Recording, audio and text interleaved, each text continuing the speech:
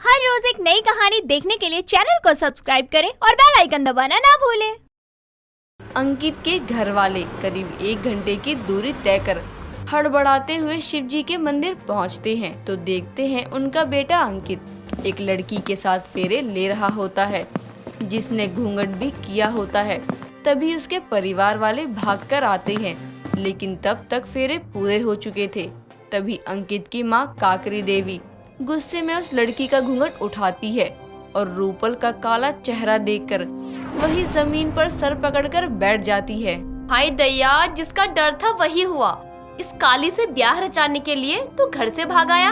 अंकित बेटा, तुझे पता भी हम तेरे लिए कितना परेशान हो रहे थे। वो तो संजना ने अपने दोस्त से कहकर तेरी लोकेशन का पता लगाया। भैया, इस कलूटी से शादी करने के लिए आपने इतना सब कुछ किया। आप लोग शांत हो जाइए। सिर्फ अंकित ही नहीं, मैं भी आपके गुनहगार हूँ। आप लोग अरे कल्लो, तू तो चुप ही कर जा और नालायक तू घर चल। माँ पापा, आपको जो कहना है आप कह लो। जितना कोसना है मुझे कोस सकते हो, लेकिन मैं आप घर में अपनी पत्नी के साथ ही आऊँगा। अगर नहीं तो आप लोग यहाँ से जा सकते हैं। उसकी बात सुनकर काकरी फिर अपना माथा पीटने लगती है, लेकिन अगर बेटे को घर ले जाना था तो अपनी काली बहू को भी साथ ले जाने के लिए सभी को मानना पड़ा। काकरी देवी उतरा हुआ चेहरा लिए घर में कदम रखती है। तभी अंदर जाने से पहले रूपल कहती है, सासू माँ, हम ऐसे कैसे अंदर आए? अरे माँ, तुम जैसी कल्लो को इस घर में आने दे रही हैं, वो क्या कम है कि अभी तुम्हारी आरती करके तुम्हारा स्वागत भी करवाएं। बस कर बेटी, क्यों जली कटी सुना रही है। अंकित और बहू को लेकर अंदर आ, वैसे भी सब परेशान हैं। हाँ, लेकिन इसको क्या ही फर्क पड़ता है। इसने तो मनवा ली अपनी जिद और ले आया काली कलूटी को मेरी बहू बनाकर। अरे मेरे पूरे खानदान में कोई इतना काला नहीं है। बताओ, कल को लोग कहेंगे कि गोरे ससुराल की काली बहू आई है, मजाक उड़ाएंगे मेरे परिवार का। पर इसे क्या लेना देना। माँ शांत हो जाइए। आप अभी रूपर की अच्छाइयों से अनजान है, इसलिए ऐसी बातें कर रही हैं। जिस दिन आप रूपर की मन को जान जाएंगी ना, आप खुद ही समझ जाएंगी कि क्यों मैंने इसको अपना जीवन साथी चुना है। अंकित की कई बातों पर काकरी अपना पल्लू झटक कर वहाँ से चली जाती है और संजना भी उसके पीछे पीछे चली जाती है। रूपल एक सीधी, सुलझी और समझदार लड़की थी जो कि एक एनजीओ में काम किया करती थी। अंकित की मुलाकात उससे अपने काम के दौरान ही हुई थी और कुछ समय एक दूसरे के साथ बिताने के बाद अंकित उसे अपना दिल दे बैठा था और उसे शादी करने के लिए अपने परिवार से भी मिलवाता है, लेकिन उसके काले रंग की वजह से उसके परिवार वाले इस शादी के लिए हामी नहीं भरते और जिद में आकर अंकित रूपल से मंदिर में ही शादी कर लेता है। अब रूपल ऐसे गोरे ससुराल में आ गई थी जहां उसे छोड़कर बाकी सभी बहुत गोरे थे, यहाँ तक कि उसका ससुर मनसुख भी। एक रोज मनसुख को पूरे दिन सुस्ती आ रही होती है। तभी काकरी उसकी पीठ पर एक मुक्का रखते हुए कहती है, अरे कुंभकर्ण की औलाद हो क्या? कितनी सुस्ती छा रही है आपको। थोड़ा घूम फिर क्यों नहीं लेते? ससुर जी, मैं आपके लिए ब्लैक कॉफी लेकर आती हूँ। उसे पीकर ना आपकी सारी सुस्ती दूर हो जाएगी। अच्छा ले आ बहू, लेकिन चीनी डालकर ले आइयो। जी ससुर जी।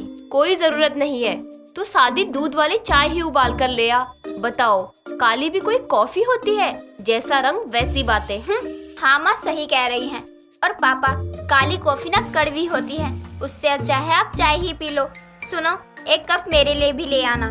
बातें चल ही रही होती हैं कि तभी पड़ोसन बिन्नो मिठाई का डब्बा लिए घर आती है और गोरे चेहरे के बीच रूपल को देखकर हैरान होते हुए कहती है, हाय दैया, ये काला प्राणी इस गोरे घर में कहाँ से आ गया?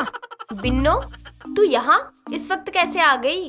अरे जीजी, तुमने अपने घर में काम वाली रख ली और मुझे बताया तक नहीं। बिन्नो जी, ये रूपल है, हमारी बहू रानी।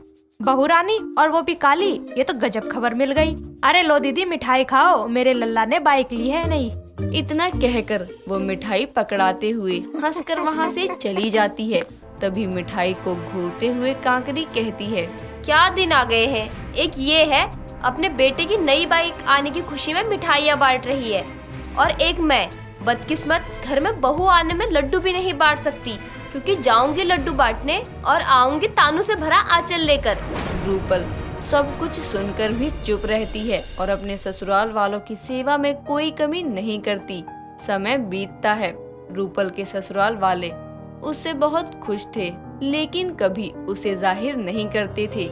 एक रोज जब रूपल शॉपिंग करके लौट रही होती है, तभी पड़ोस में रहने वाला लड़का उसका पल्लू पकड़कर उसके साथ छेड़खानी करने की कोशिश करता है, तो रूपल अपना पल्लू छुटाते हुए उस लड़के को एक जोरदार चाटा मारती है, जिसकी गूंज से आसपास के लोग वहां इकट्ठे हो जाते हैं, जिसका शोर सुनकर अंकित का परिवार भी बाहर आ जाता है और भीड़ के बीच रूपल को खड़ा देखकर सारी बातें जानता है और उसकी बात को झुटलाते हुए वो लड़का अचानक ही बोल पड़ता है। अरे ये कल्लो झूठ बोल रही है, मैं भला इसे क्यों छेड़ने लगा? और क्या, सही तो कह रहा है ये छोरा। गोरे घर में काली बहू अजीब है। क्या बातें कर रही हैं आप आंटी? और साले तू होता कौन है मेरी बीवी को काला कहने वाला? बताओ, काली को काली नहीं तो क्या विश्व सुंदरी बोलूं? झूठ बोलते हुए शर्म नहीं आती? ये मत सोचो कि मैं कुछ कहूँगी नहीं। जैसे एक गाल लाल किया है ना, वैसे ही दूसरा भी कर सकती हूँ। आंटी जी, काली हूँ, पागल नहीं जो किसी को बिन बात के कूटने लगूं। ये दुकान वाले काका ने सब देखा है कि ये किस तरह मेरा पल्लू पकड़ रहा था। तभी वो दुकान वाला सब कुछ सच बताता है और अंकित उसकी कंप्लेंट पुलिस में कर देता है।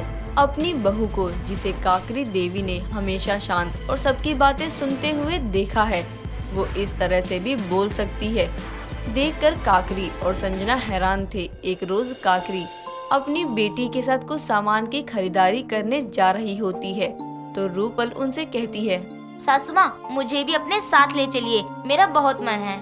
हाँ माँ, ले चलते हैं। वैसे भी घर में ये अकेली करेंगी क्या? घुइया छिलेगी मेरी बला से, लेकिन मैं इसे अपने साथ नहीं ले जा सकती, वरना इस काली को मेरे साथ चलता देख आते जाते लोगों के लिए मैं हंसी का कारण नहीं बनना चाहती।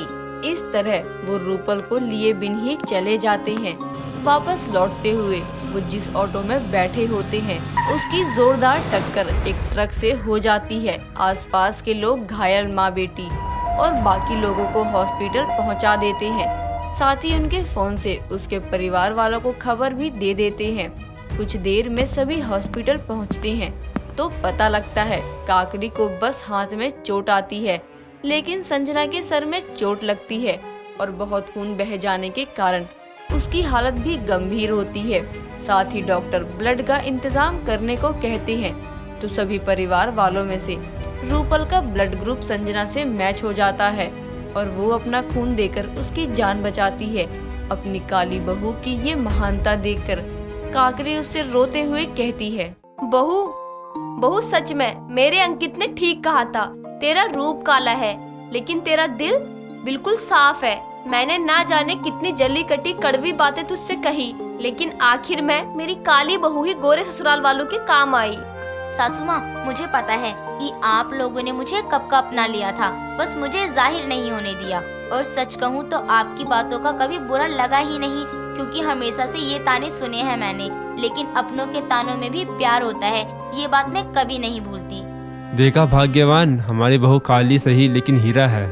हाँ जी, सही कहा आपने। इतना कहकर पहली बार काकरी अपनी बहू को गले लगा लेती है, जिससे रूपल की आंखों में भी आंसू आ जाते हैं। अब बीतते समय के साथ काली बहू अपने गोरे ससुराल में एक खुशहाल जिंदगी जीती है। दोस्तों, अगर आपको ये कहानी पसंद आई तो इसे लाइक करें, शेयर करें और कमेंट करके बताएं कि कहानी में आपको सबसे अच्छा क्या लगा।